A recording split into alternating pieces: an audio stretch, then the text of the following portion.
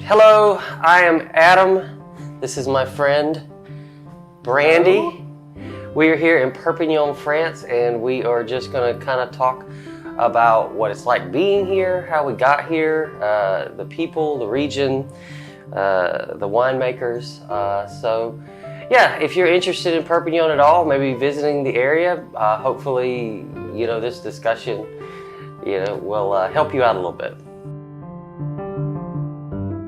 Brandi's been here for almost 20 years now. Yeah, so you've been here for a while. Since 2006. Yeah. It's been a long time. Yeah. The area, Perpignan, I first got here, I guess, that 2007. Yeah. Yeah, because I was working in London at my internship, and it was so cold in London, I just got sick of it. And I was like, I just want to be warm. So I convinced my university to let me come to France. And this was the most southeast part of France that I could still be in France, that my university would accept. So that's how I ended up landing here. What brought you to like Perpignan? Oh, Perpignan was an accident. Oh yeah? Well, it's kind of an accident for me too. Well, so the entire story is I asked for Montpellier, which is a city about 2 hours from here on a train. I asked for Montpellier. I had a friend who lived in Montpellier at the time who could house me. She had an extra bedroom I could stay in, the whole 9 yards. She sent in a letter saying that she had a room for me, that she sent in like proof of her address, Montpellier, et cetera, et cetera. And they said, okay, that's great. She's going to go live in Perpignan. And I knew it like 1 month before I took the plane. Okay. All right. So we all end up in Perpignan one way or another. By accident. Well, for me, it was the same thing, but it was just like, it was a nice, warm region. Just look for weather. I started in Estagel. If anyone, I don't know if I recommend, I don't want to say that. Estagel is a small town, about 7 miles, I don't 10 kilometers. Know, but it's from a point of view of people living here, it's like a podunk village. It is. I really liked it. That's the point of view of folks here, huh? I really liked Estagel. When I was there, now it's changed a lot in the last 20 years. When I was there in 2007, I don't know if you've ever been to Estagel yourself, but 20 years ago, I thought it was a really nice town, and I had a really good time there. And I went back and visited, and a lot of the stores that used to be open aren't open anymore. Mm-hmm. It's just not the same. No, small village life is getting more and more difficult. Yeah, it's not the same. It's not the same as it was. Mm-hmm. It wasn't the same. But Perpignan seems to be about the same as it always was. Perpignan changes, but it's not going anywhere. So the small villages, any sort of small change in the villages is like devastating. Like the post office closes or whatever. Yeah, that would really be a big deal. Yeah, that's the end of the village. But in Perpignan, things change. The shops change. People where they live and who lives there changes. But it's like sort of permanent change. But the place is the same. So Perpignan's not going anywhere.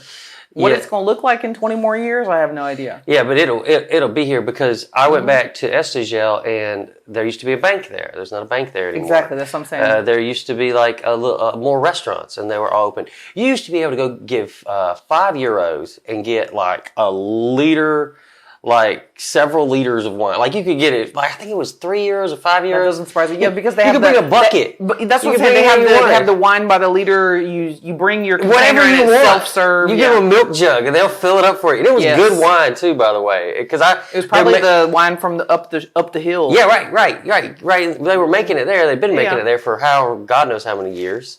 And it was good stuff for €3 in my bucket, my little milk jug. I would bring a milk jug, and they would look at me, oh my God, fill it right on up. Thank you very much. Because that's considered the not classy wine. You can still buy it that way in certain I think there's an open air market in Catalonia. I think they still sell it that way. You can. Back in the day, they did. You could go to the open air market and bring your container. and pay like €2 per liter to fill up your container. Well, speaking of classy wine, this is a local. Brandi, you know a little bit more about this. We went here just the other day. Do you want me to? Yeah. Okay, all right. You can pronounce things correctly.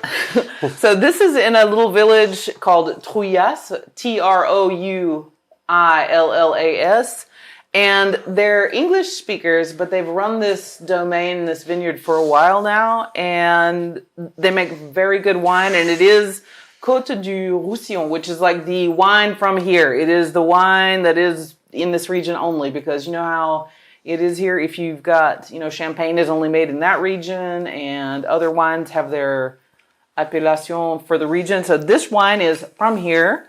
The domain is called Treloar, Treloar. They're very friendly people and also very good winemakers. Oh, and the stories. Oh, they tell stories the whole time you go. Too, yeah. And they've had the weather and the growing seasons have been difficult recently, but that's sort of for every winemaker, everybody in any kind of farming whatsoever. The weather. He was trying to tell us that yesterday. But yeah, he literally, that's exactly what he said. And that's the news stories that I've been seeing, but it's been more about about apricot trees. And here, I didn't realize that it affected the grapes as much as it has. Remember him telling us he became a... Yes, récoltant. Yeah, so he used to be a bottler. I can see that. He used to be a bottler, and now he's had to change because of the several years of bad weather. And then this year, the weather was better, not as dry. There's been severe droughts, but this year it was a mildew problem. Oh yeah, that's right. So he was glad that he had already gotten rid of his vineyards, and so now he's a négociant. It's not exactly the same thing. It's the same thing. He makes the wine, but it's not his vineyards. And it's not his grapes. It's not his grapes. So that's the only difference. That's why he's this. Yes. So this word means it's your grapes and you make the wine. Oh, okay. Right? So now he makes the wine. Okay. Because I know he said he had to... It's a couple. Yeah, they changed the name on the top of the bottle to something different.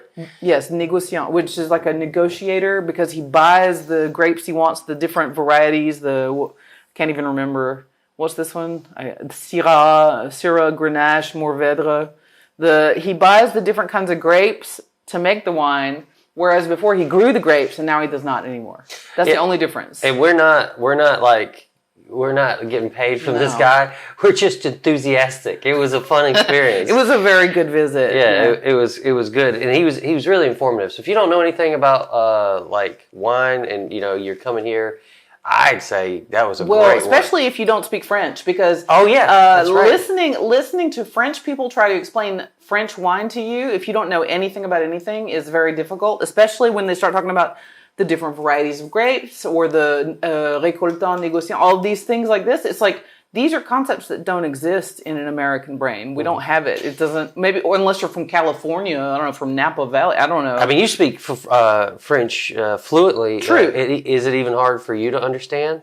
Yes, because I don't know anything about the process of how it works. It's like the same thing as learning auto mechanics. I'm not an auto mechanic, not in English, not in French, not in English. So when you explain a thing to me that's technical in French, I'm going to get some of the words, but not necessarily what it means. He did a good job. He did a really good job. I understood way better. And he spent so much time because all I knew about this stuff here, the récoltant, all I knew about it was that some French person had told me, when you buy a bottle of wine, look for this word on the top. That means it's better. Mm-hmm. That's all I knew. Oh, yeah? Yeah, that's all I knew. But I didn't know why it was better.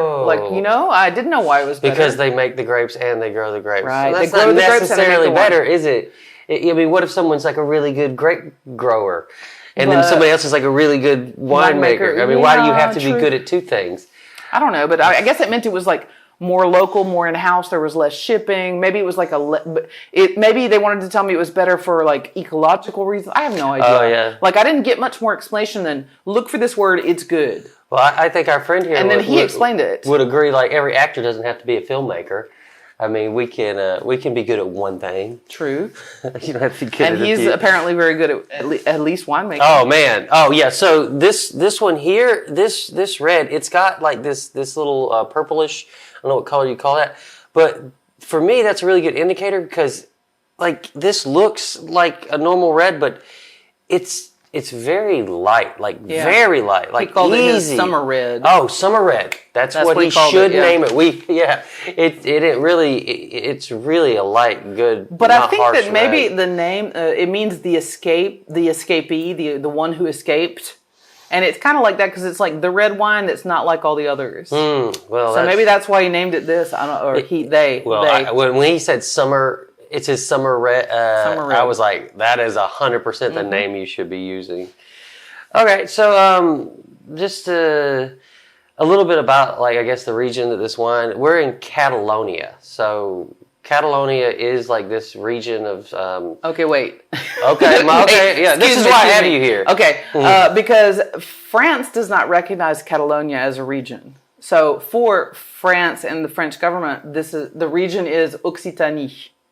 But Occitanie goes from Toulouse all the way over to Montpellier, up to Mende. Occitanie is enormous. Well, I call it like the Catalonian.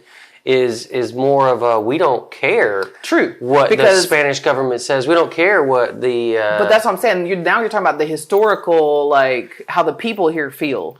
Right. Because the French government doesn't recognize Catalan or Catalonia, or it doesn't recognize this region, and neither really. Well, the Spanish government maybe a little bit more because they do have the one geographical area called Catalonia. Oh. Yeah, they do. It's like one of their regions, I think. Huh. And so basically Perpignan is considered the capital of North Catalonia. Is it? Yes. Okay, and I thought that because of that castle in the middle of town. Because it used to be the country of Catalonia. It used to be that. And then there was a war about where the limit was between France and Spain. Like which is France's and which is Spain's. Right. And the war was fought, and the line moved for a while. I knew that because there's all these forts all over the Pyrenees. And that's why. Which is the mountain region that we're in. More or less. Yeah. And so we're at the foothills of it. Yeah, you'll see these castles basically. Well, they're like lookout towers, big, like well built things, and you'll see them everywhere. Yeah, some of them are castles. Some of them are just like lookout towers. And they would send like smoke signals up the mountain if they saw somebody coming into the sea to attack or whatever. Yeah. Yeah, the history is kind of insane because it's like this region there was a lot of fighting. Don't ask me about years. I'm not good at that. But like they can't. Oh, they could in the comments. I guess they could in the comments. Man, I mean, we will not be providing answers. Google is your friend. I'm not like that. Is not. Please. All I know is that they fought about it for a minute. And some people are still mad about it. Yeah, some people are still mad about it. They vote like every year in Spain. They vote to become a separate country, I think. I heard you say something, or somebody said something. Yeah, like that. They're hardcore over in Spain. They want Catalonia to become a separate country, and I know that they vote on. There's like some sort of. That's a hard sell. Well, the thing is that the Catalonian region of Spain brings in a lot of money for the Spanish government. Yeah, well, that also sounds like a little bit like the South will rise again. You know, like it's not happening. You think? Barcelona is the capital of South Catalonia. Oh. So, yeah, Barcelona and Perpignan are like twin cities in a way. Because the National Museum is the National Museum of Catalonia. Yeah. They're big art gallery up there. Exactly. Like they are more Catalan than they are Spanish, and they will tell you any day of the week. Yes, they will. They will tell you quick. And if you do get a chance, where Perpignan is located, it's an hour and 22 minutes by train. By train from Barcelona, right. Yeah. But like you're 20 minutes from the Spanish border. And the hardcore Catalonians are not in Barcelona. They're in the small villages outside of Barcelona. Especially in between Barcelona and Perpignan. Any of those little villages, especially mountain villages, if you go up in there and you start speaking Spanish to people, be careful. Like they're going to maybe get a little pissy. So because you speak French so good, I mean, what is the difference in because I know in Andorra, which is a tiny country in between France and Spain, they have three languages. They have French, Catalonian, and Spanish. Yep. So what is Catalan? What's different? What does the language sound like? Is it just is it just a blending of the two? No, it is not a Creole style blend of two languages. It is really complicated. And do you speak it? I do not. I can recognize words when they're written sometimes. Like I've started to recognize words, and like I can maybe greet somebody and say like please and goodbye and hello and. But like that's more for blending in purposes to like show them that I'm here in peace. like to be nice to. I don't know, but like I know the language is super weird because it's like some of it is exactly like French, some of it is so far from French you cannot invent the way it's far, and I feel like it's got not Portuguese, but like I feel like there's Japanese or something crazy mixed up in there sometimes. Yeah, there's some weird stuff going on. We'll find out in the comments. Yeah, I guess so. But like the Catalan language, that is completely wrong. I don't know, man, but it's like they use the letter X and it makes the sh sound. That's all I know. It makes the what? Shh. The letter X says... That's a shh. Yeah, which is why in this region of France... I just want a t-shirt now, just shh. But there's some villages in this part of France that you have to pronounce them the Catalan way or else it doesn't work. Like there's a little city, a little village called Baixas, but you say Baixas. You don't say Bexas or something. I don't know what else you would say, but like the X goes shh. Yeah. And it's one of those you're like, what? The X says what? We're gonna the language lesson will be a different video. Oh my God, it's very hard. I haven't mastered anything, but then again, I haven't really tried. Yeah.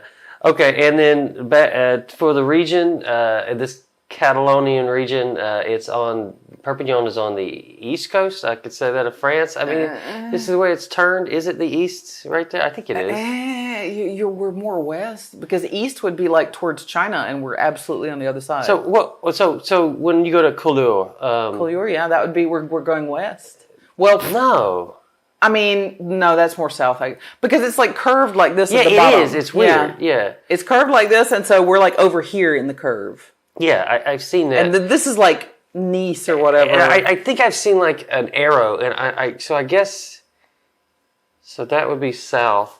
And but here. Like when you ask people, they call Toulouse the southwest. It's like southeast, kind of. They call Toulouse the southwest. Well, we're struggling to tell the people. Google Maps. Yeah, I believe it's a little east of here. Would be the ocean. It's close though. How far is the ocean? The ocean is the Atlantic Ocean. Here we go. Yes. No, the ocean is the Atlantic Ocean, and you got to go towards what's that famous city? Starts with a B. I can't remember. It's like Bordeaux. Nah, anyway, whatever. But you got to go like. We're on the opposite side of Normandy. Normandy's on the other side of the country. We're on this side of the country. Yes, Normandy is up very far north. We're pretty much the most southeast you can go and still be in France. I think. No, you said west. I think it's just southwest. That's all. Well, southwest would be the other side, near England. We're going to have to Google this. Well, we'll Google this later. Okay, but it's not the ocean, it's the sea. It's the sea. It's the Mediterranean Sea. It's the Gulf of Lion. Gulf of Lion. Yes, and it's the Mediterranean Sea. Whatever it is, it's beautiful. So I live in Destin, Florida a lot of times. And, you'll have really white beaches that are made of... it escapes me what's crushed up, but it's the sand is this color.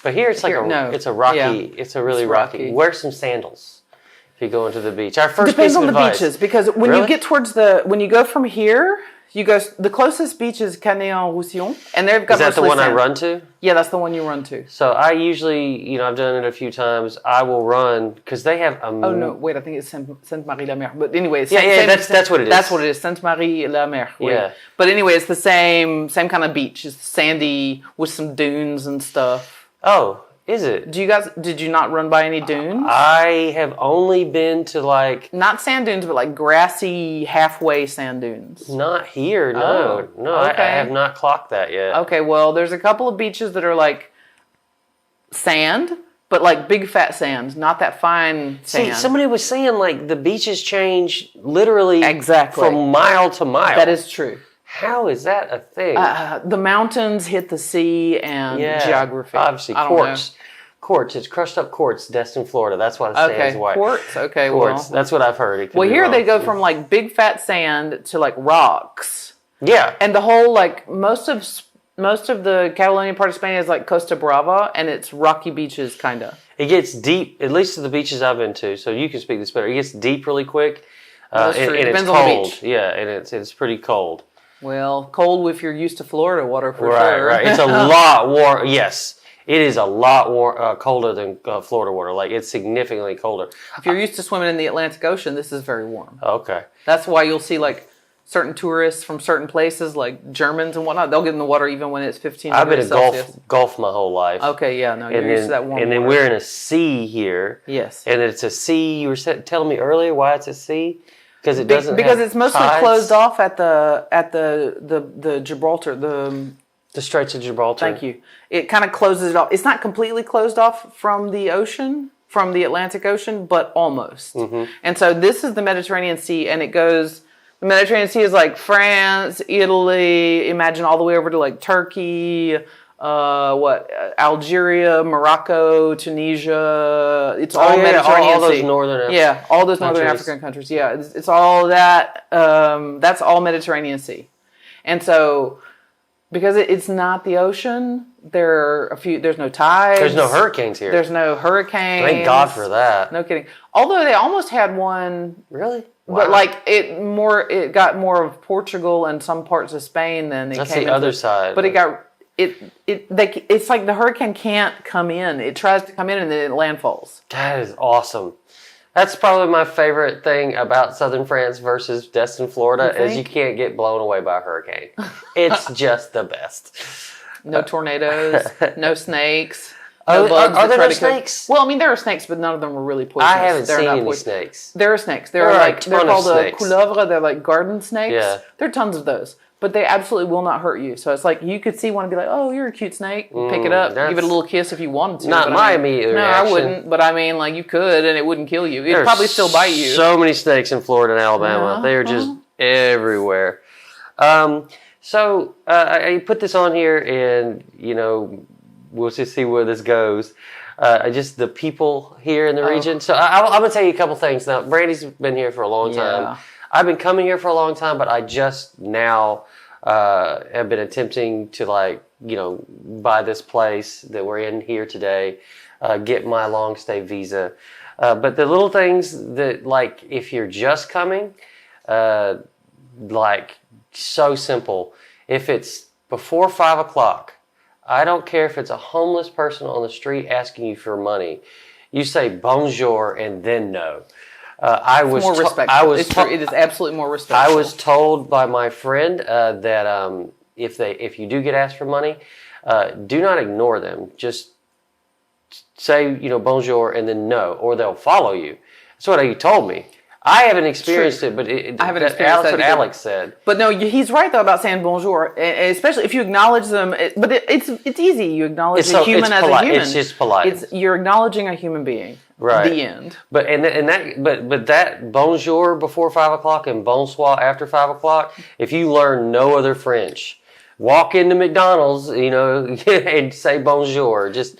With the summer hours, it doesn't get dark till like 10 p.m., so the bonsoir gets a little weird sometimes. I know, but have you noticed that? I've heard it's 5 o'clock. 5 o'clock's a good rule, basically. Yeah. I mean, sure, but sometimes you'll get a bonjour at like 7 p.m. because it's summer and it's light out. That's right. It's something very different than at least my region of the United States. It's like it doesn't get dark here till 10 o'clock at night. Yeah, well, in the summer, this time of year. It's just, it's kind of nice. Yeah, that's why there's so many festivals and whatnot going on right now. Oh, there's one in Argelès tonight. Your friend's playing. Oh, is Alex playing? Yep. We have a friend, Alex. He has a band. Mass Beat. Mass Beat. I think it's a joke. He has told me there's some joke in there that I don't think I want to go too deep in. Do you want me to explain it? Sure, yeah, let's go for it. Because the word beat in French means dick. Yeah. Okay, so like I don't know if I can say that on the YouTube. Oh, I think you can. Okay, well. They're gonna. So it's like. There, see? Of course, Alex. Of course. Right? Like, I don't know, like Massa. Alex is a little famous here in France. He's an artist. His band, they play all over Perpignan.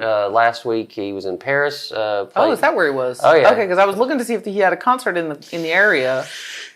This time of year, he says he does, in 60 days, he does 50 shows. That makes perfect sense because this is when everything happens. That's every single night market, festival, fireworks, whatever, whatnot. They got it all going on. He all is the busy towns. His band is busy every single day right now. Tonight they're in Argelès.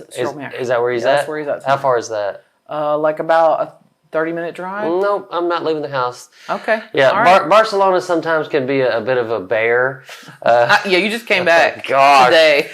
Oh my gosh, my phone refused to turn on, and so I couldn't get my train ticket. I couldn't. You didn't have a train ticket yet? You knew you were coming back. You didn't have a train ticket? I had a train ticket. Okay. That was on the phone. Oh. And so I just gave up at life, and it's about a $250 Uber ride, and it's about a $350 cab ride, just if you ever get caught in that horrible situation. And by the way, it's going to take you 3 hours to get to Perpignan because traffic. Yeah. They have a border check or something, and it backs traffic up. If it's in the middle of the day. Border check, it depends. Well, all I know is you all have to slow down, and you have to go through like some sort of like structure.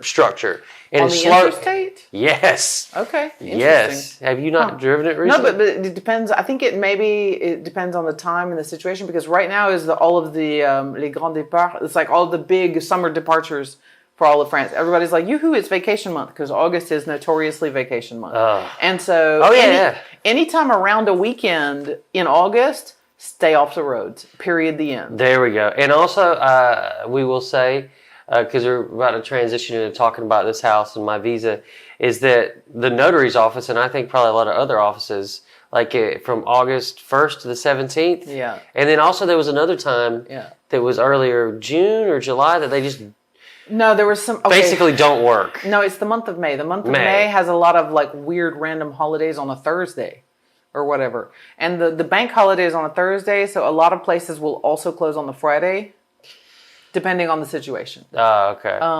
They do. They have a lot of days off this time of year. Like a lot of days off. August is the official holiday month. If you're trying to get anything done in France in the month of August, you just wait. They just basically told me, we won't be doing anything to help you buy this house till August 18th. That does not surprise me at all. I'm actually surprised they're only gone for 2 weeks. Well, the notary was really nice. Hugo, he got this play. I asked him for the documents for the French consulate. Right. He got them done in 1 day. Yeah, because he was like, I better do this before I go on vacation. That's right. His motivation was, I don't want to be bothered with this guy. He's going to call me. I would be so annoying too. Yeah. If another thing I can tell you, that we have a little funny rule. You can't get more than 3... Shout out to Sally. Sally!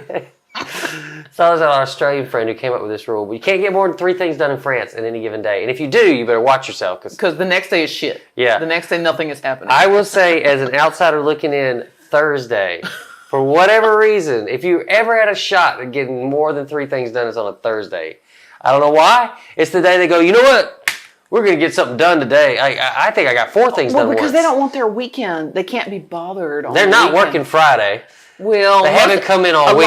A lot of them will work from like just Friday morning. A lot of French people will work only on Friday morning, depending on the job, obviously. Like restaurants, that's not possible. But like if you work an office job in France, sometimes yours also the French work week is 35 hours, not 40, not 39. It's 35 hours is a full-time job. So imagine if you're working from 8 to 5 every day, that's more than 35 hours. Oh, so you have to take a half a day off sometimes. Great. No shit, it's great. 35 hours a week, a lot of times people will choose an entire half day and be like, I'm not working this half day. And that's why sometimes on Wednesday afternoons, nothing happens. And sometimes on Friday afternoons, nothing happens. Because whatever person takes care of whatever thing is not there.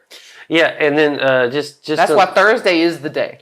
On the little cultural thing, they have, so it's very specific the times you can eat to. Like, I'm not playing. Like, if you go to the right cafe, like at 11:59 and ask them for lunch, they will be like, no.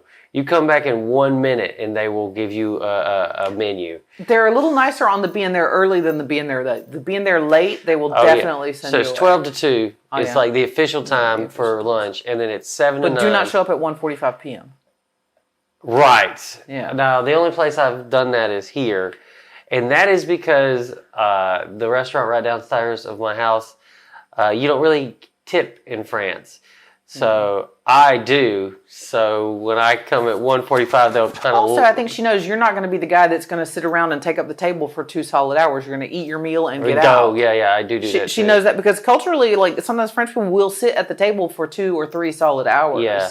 So she knows that you're not that guy. Okay. So she's like, okay, I can make this 1 extra sale. I've got some dishes. So I can quit tipping her. Well, no, you can still tip her. I'm sure she's fine with that part. She's fine. But they don't That's not expected at all. No, it's really not. It's honestly, as an American, it's a real relief that they just pay them a normal salary.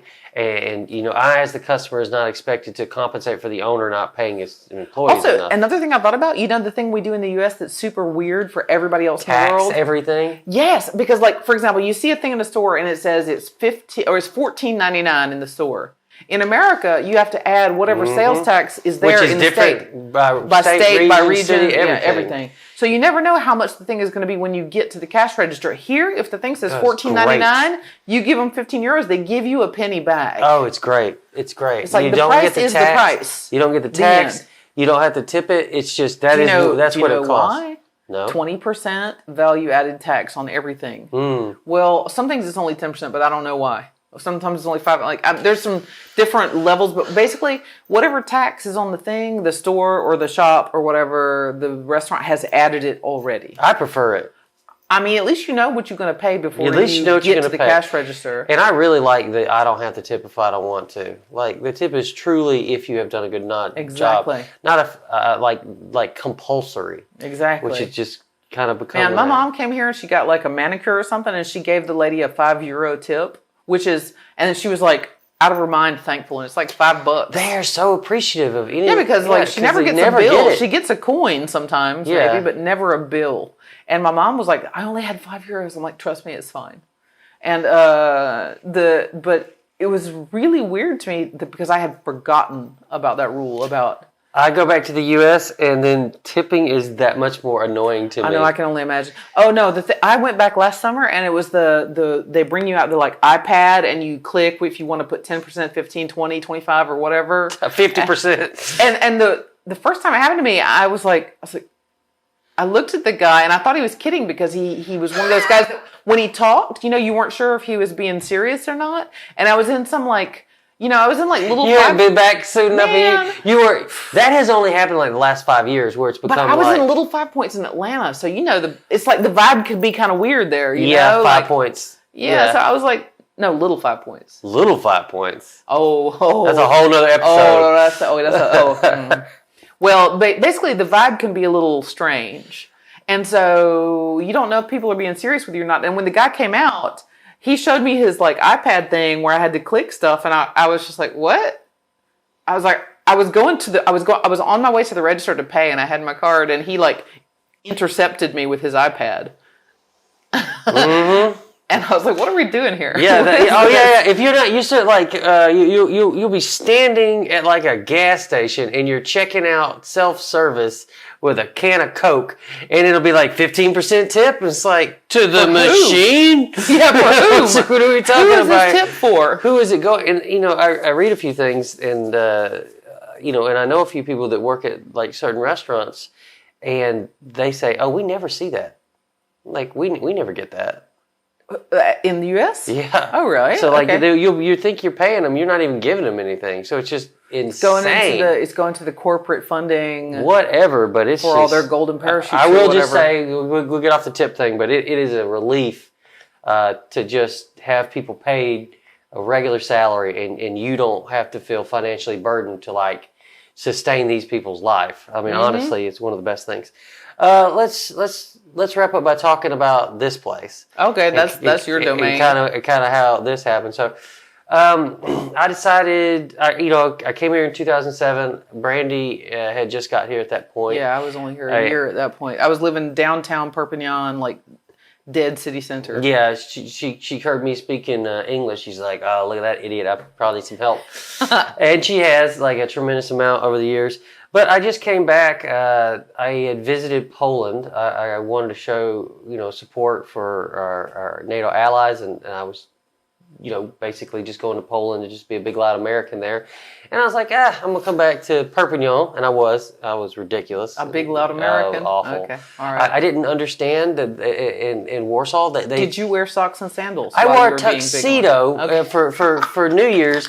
What I didn't understand is that you were supposed to eat the meal that they brought out over the course of 5 hours. They didn't book the hotel they didn't book the restaurant for multiple people to come in and out.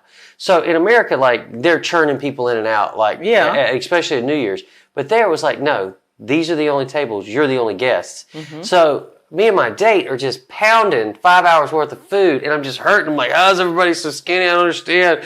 And then finally, a guy comes out and he says, "Well, do you want your champagne?" And I was like, he said, "Or do you want it at midnight?" And I was like, "At midnight? I couldn't possibly stay to midnight." He goes, "Why not?" That's the whole point of this. And then I was like, oh. That was the point of all this. It's like a 7-course dinner that you ate in 1 hour. Pounded it in an hour, yeah. Got a question for you. Did they have like a little weird, like cold, tiny thing of like ice cream style stuff? Oh yeah, like a sorbet? Pounded it all, yeah. Just no, the whole point of those. Oh yeah. Okay, this just is hilarious. Nailing it. The whole point of it is to take your time and appreciate. And you're just pounding the food like... Just Americaned it up. God. I didn't know. Did you ask for ketchup with anything? Oh, I put on everything. I'm kidding. So anyway, I came... No. I was in Poland and I thought, I haven't seen Perpignan in a while. I want to go see Perpignan again. So I came back down here and I was just like, you know what? I'm going to buy a house. And we are sitting in the house. So nice. we are sitting in the house. We'll buy a house. Yeah. Well, okay, so that's a really a good point. A lot of the places you get here are apartments, not houses. That's true. So this was hard to find, is a building where I own the ground. And for me, I wanted something to own the ground. It has a tunnel that goes underneath one side of it. And unlike, what are you about to say? No, I'm saying that the French people take offense at you calling that a tunnel. Oh. That is not a tunnel. What is that? Espace commun, like a common space. Yes. But I agree with you. It is, and I told somebody you were calling it the murder tunnel. Yeah. And they were like, oh, they were shocked by this. It looks a little murdery. I mean, it did. That's why I'm getting it remodeled. But I mean, but to them, this is not a tunnel. This is like a normal, like shared. And that's what I was getting. Access. That's what I was getting to. Yeah. In the United States, we have I could own a piece of property, but then there would be an easement if someone has to get to their house. So I would own it, but they would have the right to pass through. That is exactly what's happening. It's not like that.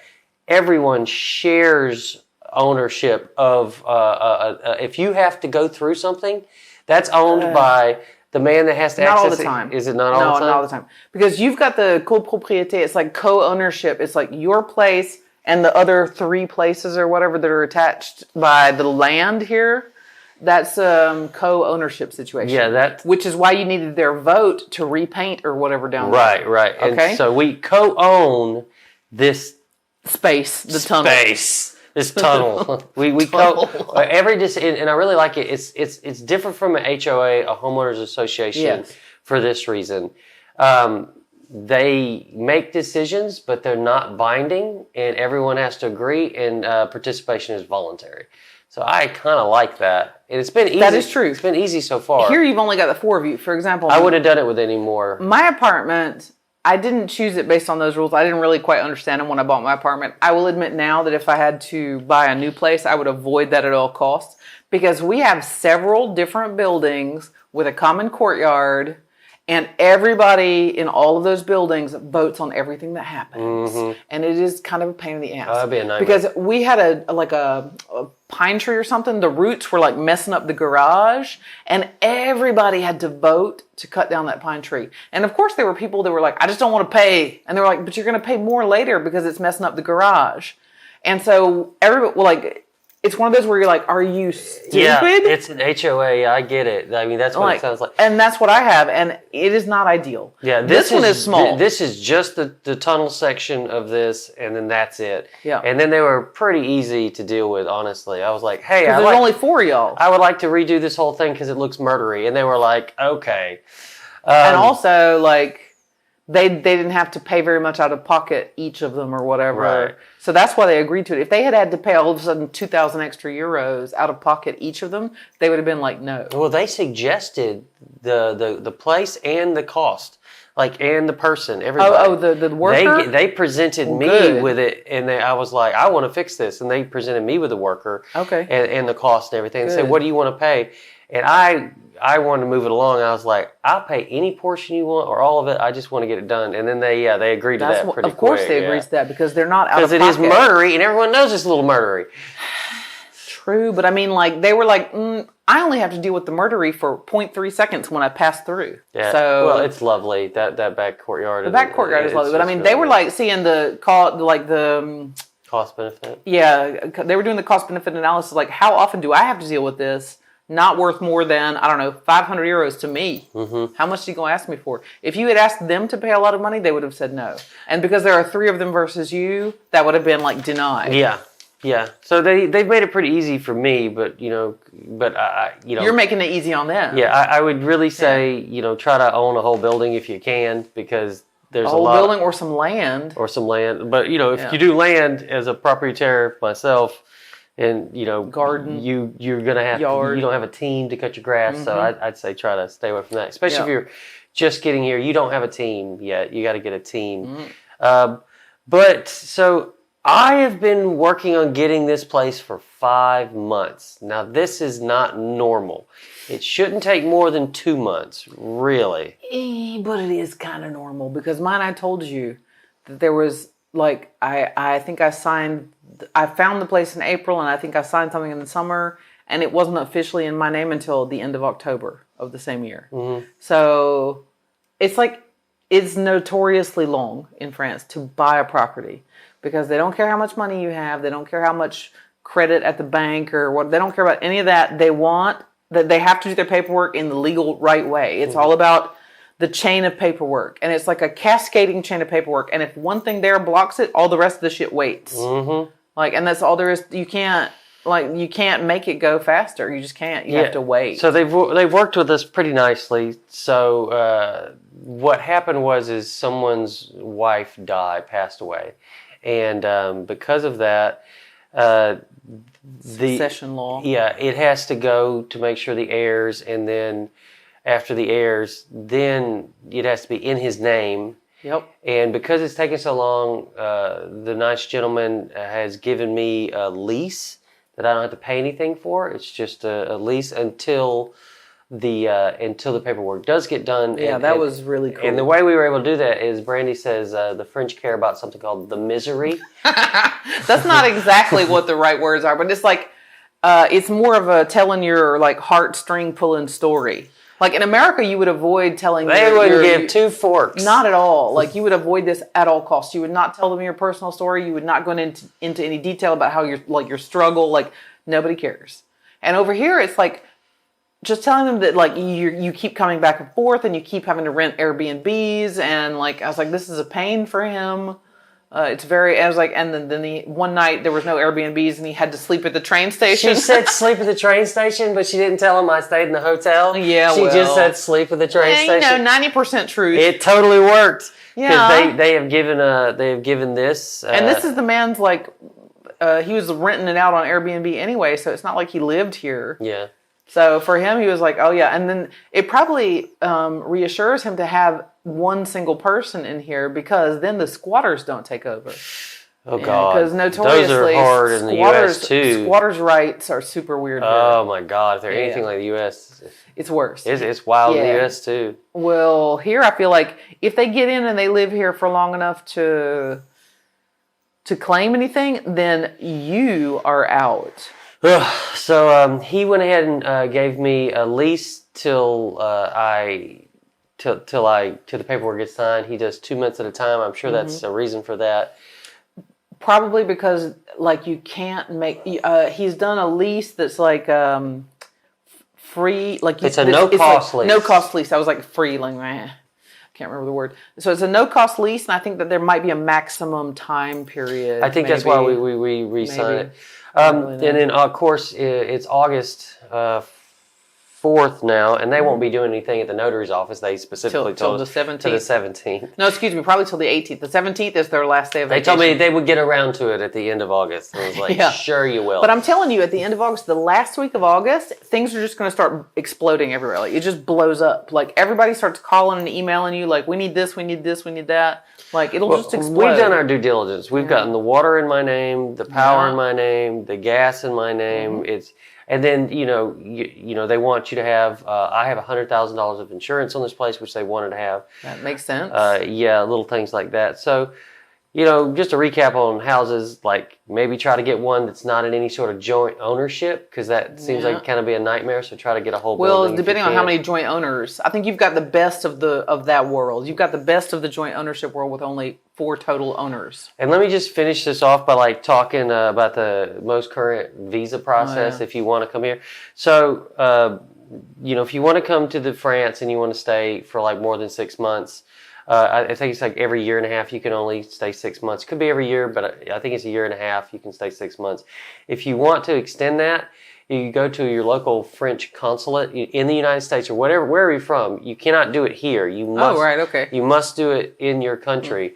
And then they're going to want medical insurance that specifically states that you can be... you're covered in that country. That you're not going to use the French medical system? You have to have medical insurance. They require medical insurance.